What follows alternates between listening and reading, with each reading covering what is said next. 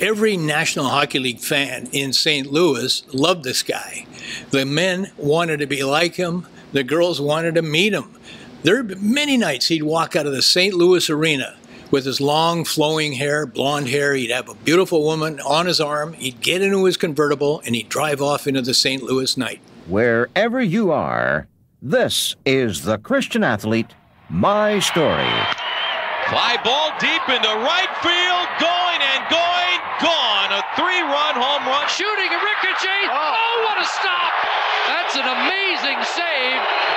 Betsy King has won her third Nabisco Dinosaur Championship. Well, you fought off all the kids, so I'm sure the veterans are very happy. I'm sure they are. You know, it's a great day for me as a Christian, too, celebrating the resurrection of Jesus Christ. But, you know, to win the third dinosaur on this day makes it extra special. Heaven is a city built by jewels grand. Hello, everyone. My name is Barry Sharp, and together with Bill Wilms, thank you for joining us. We hope you'll be encouraged today as we meet with another outstanding athlete from the world of sport who enjoys a special relationship with the Lord Jesus Christ. Drago, there are NHL records that may never be broken. Wayne Gretzky's 92 goals in one season. Philadelphia Flyers winning 30, well, didn't lose in 35 games. Billy Mosienko, probably you don't even remember, 3 goals in 21 seconds. That's a National Hockey League record. Garry Unger, our guest tonight, 914 consecutive games played. Now, I want to mention that record's been broken by Keith Yandel of the Arizona Coyotes, who's retired this year. But nonetheless, 914 consecutive games for Garry Unger, still amazing. Drago, can that be done today? I don't know, Bill. The game has changed so radically different with, first of all, how big the players are, how fast the game has gotten, how the equipment, the hard pieces of plastic on the elbow pads and on the shoulder pad, it's so much more dangerous to the head. And the concussion protocols, like now, when guys got rocked back then, they may have been a little dizzy, may have been a little woozy, they got picked up, they went to the bench and sat there. Their bell was rung. Their bell was rung. Now, they have to go sit in the quiet room. They have to take the 5-minute, mandatory time out. And if you look anything a little bit, player safety is a huge, huge factor. We're not begrudging that at all, but I don't know if that type of a record can realistically be beaten in today's day and age. Yeah, again, the concussion thing. I remember when I was playing back in Manitoba, I had a concussion one night. We spent the night in the hospital and played at 12 o'clock the next afternoon. It was just one of those things. And there was a joke going around that if a kid couldn't remember, when you went down to a guy on the ice, you asked him, what's your name? Where are we playing and what's the score? And if he was okay in that, you let him play in the rest of the hockey game. We always kidded, if he doesn't know who he is, just tell him he's Wayne Gretzky. And everything would be just fine. But, the money that's invested in these hockey players, too, it's just a valuable commodity. Absolutely. I mean, you think about every hockey player now is like their own individual corporation, with the branding and their own player personas and profiles. And the guys are very, very sensitive to that because you take a look at their careers, they're playing for huge, huge money. And do you really want to push yourself that much if you feel, back in the day, if you read any sort of autobiography about the players back in, the old NHL, they would do everything to get back on the ice. But today, you have the safety protocols, you have the players individually. You see more of the old school return when it gets to the NHL playoffs, where now the guys are, freezing everything up and doing anything and everything they can to play. And the fascinating thing is usually at the end of the playoffs, when you hear the teams that knocked out and you hear their injury reports and what guys played with, that only happens in the playoffs, not the regular season. And we often talk about heavy teams, heavy games. Real quick, before we get to our guest, Garry Unger, tonight, somebody once said that the collision speed in hockey was in miles per hour faster than any other sport, faster than a football hit. So, it really is amazing, the training that these guys go through. I don't know. How many times quickly as a goaltender did you play when you didn't feel like playing? You were hurt. You know what, Bill? I don't know if I ever had a concussion. I remember taking a couple of slap shots to the head and being TKO'd, where the trainer came out and gave me the smelling salts to get me through. And as soon as I came to, I stayed in and played. I didn't get taken off the ice. So I don't know, Bill. I could have had a few concussions in my day. Well, Garry Unger was the NHL darling of his time. Let's be honest. It was a different era. The flowing hair, which we already talked about, the boyish good looks, mod clothes, he wore all that, motorcycles, he was into that, he had horses, he had girlfriends. He was actually dating Miss America, to be honest with you, at one point. He was, without a doubt, the NHL's most eligible bachelor during his time. Let's get to his interview now. Sounds like my kind of guy, Bill. Yeah, love it. Our guest today once played 914 consecutive National Hockey League games with Toronto, Detroit, St. Louis, Atlanta, Edmonton. He scored 8 consecutive seasons where he scored 30-plus goals. St. Louis Blues' first ever superstar. Welcome, NHL Ironman, to our program, Garry Unger. Garry, thanks so much for being with us. Great to be there. 914 consecutive games. I've got to go there first. That's unbelievable. How close did you come to missing a game? Well, when I think about it, it is a little bit hard to believe, but when I grew up in Alberta, and I had a sister that was 5 years younger than me that had polio. It was the year before the polio vaccination came out. She was born in 1953. Her legs never developed. She had legs, but she never developed any muscle in them, so she was in braces and crutches. She was an athlete. She swam, and it was embarrassing because I was probably the only NHL guy that couldn't beat her sister in an arm wrestle because she did everything with her arms. But my parents were, very strong, positive people, and I just had that ability to be able to not worry about stuff. When I was 12, I broke my nose on a box horse when we were in school, and we had a game that night, and my dad said, "Well, I guess you're not playing, eh?" And I said, "Well, I don't skate with my nose, do I?" And he said, "No, I guess not." I said, "Well, okay, you can play." I broke my nose 11 times. This is in the NHL. I've got about 200 stitches on my face. Well, Garry, the way the game is monitored today, the injuries, you would have been held out of tons of games in your career, wouldn't you? The way it is now, I don't ever remember having a concussion. I've had quite a few headaches, but I never wore a helmet, so I never lost a tooth. I was able to kind of get out of the way of stuff. I never got hit in open ice. If I was going to get hit, that was usually in the corner, but I never really got hit head on. It was always a side swipe, or I was able to get out of the way. So, I was blessed with pretty good reflexes. I don't think there's any player that's playing today that's not playing hurt all the time. I mean, there's always something going on. Listen, I want to take you from the Toronto trade to the Detroit Red Wings. Obviously a huge story at that time. Ned Harkness was a coach. You're a flamboyant personality, if you will. You loved flashy clothes. You drove some pretty nice cars. In fact, I think you dated Miss America at the time, and yet Harkness had that one issue with you, that long blonde hair. You just refused to cut that. How difficult was that situation? Well, I was just being a kid. I wasn't doing anything different as far as a young kid was concerned, but I was as far as somebody in the National Hockey League was. I drove motorcycles, rode horses, did all sorts of stuff away from the game, and used that as a way to enjoy playing. I didn't want to give up life just to play hockey, and I loved hockey more than anything in the whole world, but I'd scored 42 goals a year before, second in the league to Phil Esposito, and I'd gone to Finland with Carl Brewer, and we had a hockey school in Finland for a couple of months, and then after the school, my girlfriend, and now my wife at the time, flew over to Finland, and we went to Greece and spent a month on the beach. It was during that time when there was hippies and guys had long hair, and I just never got my hair cut. And when I came back to camp, I thought, geez, I don't mind my hair kind of long. So I went to training camp, and the Wings called me and said, you haven't met Ned Harkness yet. You need to go up to training camp and say hello to him. By this time, I was walking with a cane. My hair was long, and I'm hobbling around, and we go for lunch. And he never once asked me how my back was. He was drawing on a napkin how he wanted my hair cut. So that was kind of the start of it. It wasn't only me; it was Pete Stemkowski. I guess Pete had gone to was at training camp, and his hair was a little bit long. Ned had come from college, and he was used to being able to hold guys' scholarships over their heads. So his philosophy was that your hair couldn't come down over your ears. So Pete had to get his cut like 3 times in training camp, and finally we both got our hairs cut to where we liked it. And he didn't believe that we got our hair cut, so we came back and we put our hair in an envelope and gave it to him. Prove it. Yeah. Gary, you've been quoted as saying, and I'm going to quote, "A successful hockey career wasn't enough to satisfy Iron Man Garry Unger, but a new life with Jesus was." Can you go on a little bit further for that?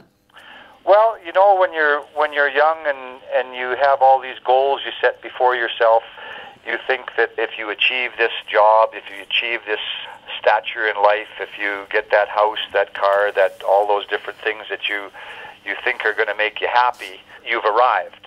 And naturally, when I grew up, I wanted to be a hockey player, and I didn't know how far I would go, but I ended up playing in the NHL, and all of a sudden I'm an all-star player, and I'm making really good money, and I was able to fulfill some of my other dreams. I had a dirt track set up on my farm, and all these things that you aspire to have, and you think when you arrive and get all these things that you'll be totally happy. I wasn't an unhappy guy. I mean, I was a pretty positive guy, but there's certain points in your life, there's certain destinations in your life that you get to, and you're thinking, geez, there must be more to this.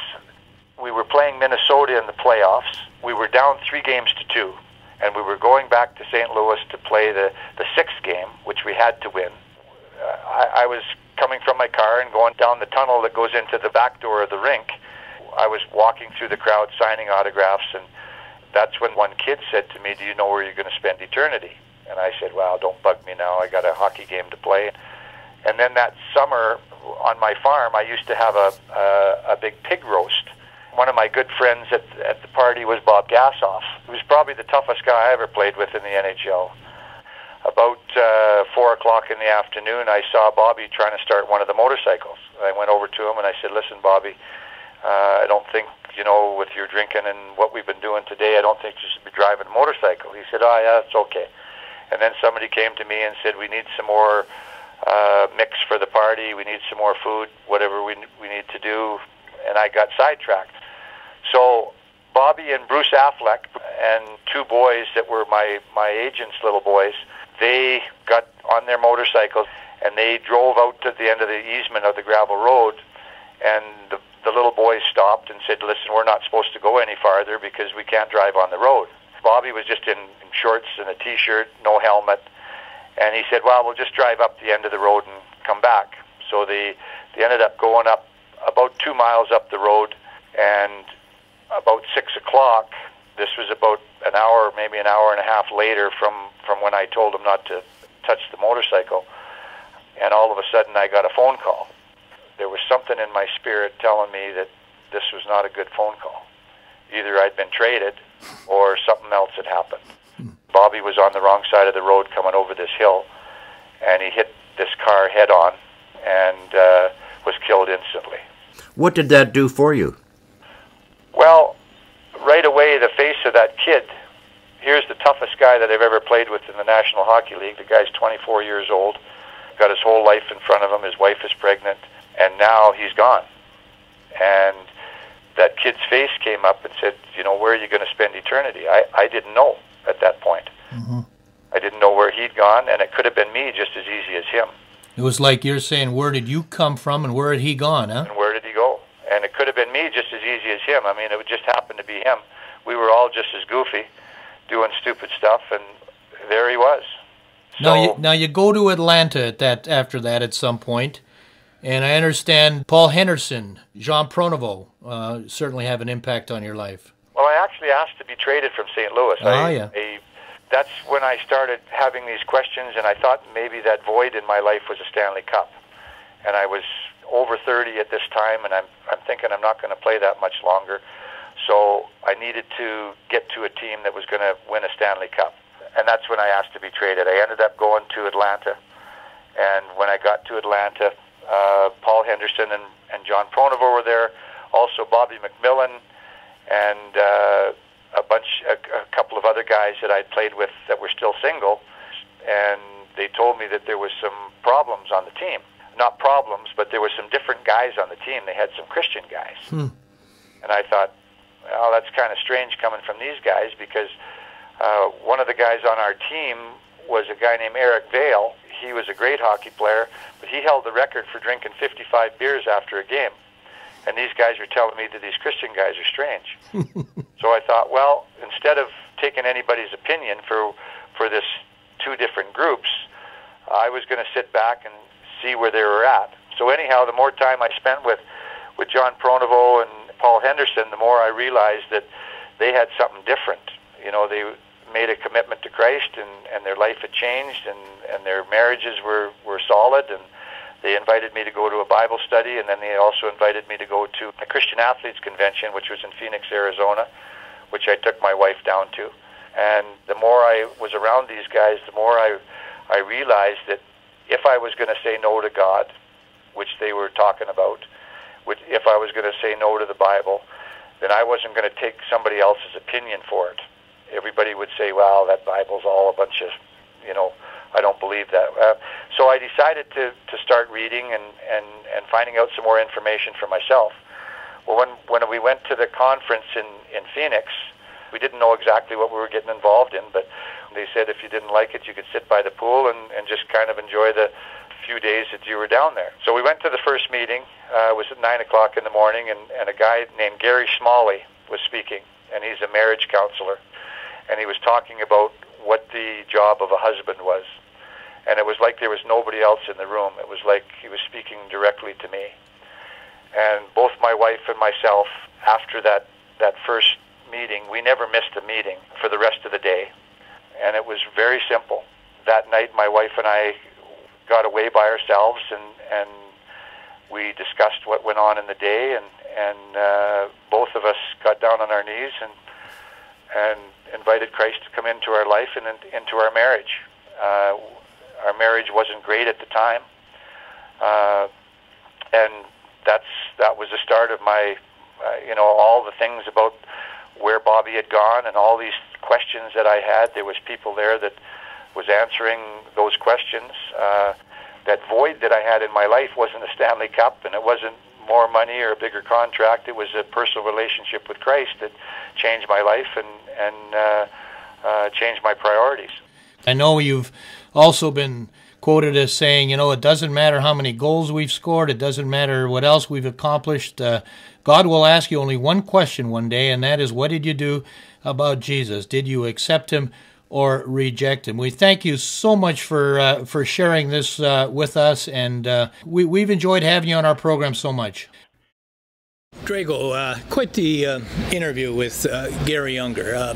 Going over a couple things caught my attention right away. The question that the kid asked him when he was going into the arena, hey, Garry, where are you going to spend eternity? Actually changed his life. What do we know? How important do we feel this whole concept of a life after death really is, an eternity? Well, I don't think most people even give that much thought, just because of busyness and getting caught up in family and recreation and work, and even the timing of it. What really struck me about that interview was his teammate, Gassoff. Like, do you really think that question would have impacted Garry so much if that incident didn't happen, and how close it happened? Yeah. I mean, you got to think about that. I mean, you're playing with a team, and one of your teammates, that's a family member, that's a brotherhood, and to have it happen so tragically when the guys are off season, and just like Garry said, I've been that silly, they're having some drinks and they're having a good time. Everybody's taking risks, and the fact that these young boys were actually on the ride there as well. And then to have that happen, and then that question, the impact of that question really just weighed heavily on him, and that's what was so significant to me. I agree with you. I'm always amazed at how people will plan for the future. They plan for their retirement. They plan for getting this in this life, and they plan on that, and they plan on trips. And when it comes to where are you going to spend eternity, I don't know. I'm not sure. I don't even know if there is. I don't know what happens. That never ceases to amaze me. Find out. I mean, do some research and at least decide that it's not for you or it is for you. It's something that I'd encourage any viewers to say, wait, take a little time to figure this thing out. At least, you know, I mean, it is a faith thing because nobody knows. But we're given a lot of evidence of the afterlife. I liked what Garry said, too, about he was mentored by a fellow player. That's so important when you're sorting through these kind of questions, isn't it? Absolutely. And I think we often do that, Bill. Like, in life, if you can have 2 or 3 close friends that you can do life with, talk about things that are maybe going on at work or family, oftentimes that's where some of these existential questions come in. And, you know, if you don't have that connection, I think one of the devil's greatest roles is just making people think that, oh, we can talk about that later. Oh, we'll think about that later. And next thing you know, your life goes by. Yeah, and you know what? You got to have a mentor that you trust. You got to have somebody that's I don't want to say counseling you, but certainly leading you in this direction that you say, wait a minute, this guy's not going to be giving me a bunch of BS. I trust him. He's been my friend. I implicitly want to listen to what he has to say. The other thing too is I found it interesting how that invitation he and his wife got to that speaker in that hotel situation was a very gentle invitation. You remember he says, we didn't have to go listen to the speaker if we didn't want to. We could go to the pool and just relax. But he and his wife decided to to take in the evening. And remember he said it felt like the speaker was speaking to me directly. How many times does that happen when you're listening to somebody with either a motivational or a spiritual talk or a sermon for that matter? Well, absolutely. I mean, we often hear when the student is ready, the teacher comes. Yeah. And in a situation like that, I mean, obviously, Garry was realizing that there was something maybe missing in his life or something wrong just even in his relationship with his wife. And being in that environment where you heard Garry Smalley talking and him mentioning that, it felt like he was speaking to him directly. God often will talk to us that way, whether it's through a circumstance, maybe in the family, at work, or a friend saying, hey, want to come out to church, or trying to reach out. Let's go out and have coffee. Let's go and have coffee. Sometimes we're just too busy, or the devil gets us too busy that we miss these cues in life. Yeah. Drago, it's a time in our program where we talk about a viewer responding, have a conversation with God. If you've been watching this and you feel that what Garry has said has kind of spoken to you, we encourage you to have a conversation with God. Absolutely. God wants to speak to us all the time, and He's there for us whenever we're ready. But if you may be just exploring or would like to find out more about God, I'd encourage you to go to a church, maybe reach out to a friend. They can contact us through our website, or even better still, just take some time to be quiet, whether it's in your own room or go out on a walk, and try praying. There's no formula, there isn't anything that you have to say or correct method to say. Just be open and honest in your communication with God and say, I would like to know you. If you're real, would you reveal yourself to me? And He will. We trust that He will. Awesome. And again, our website? Or you can check out more to see more episodes or to find out more about how to get to know God at thechristianathletemystory.com. Thanks again. Talk to you next time.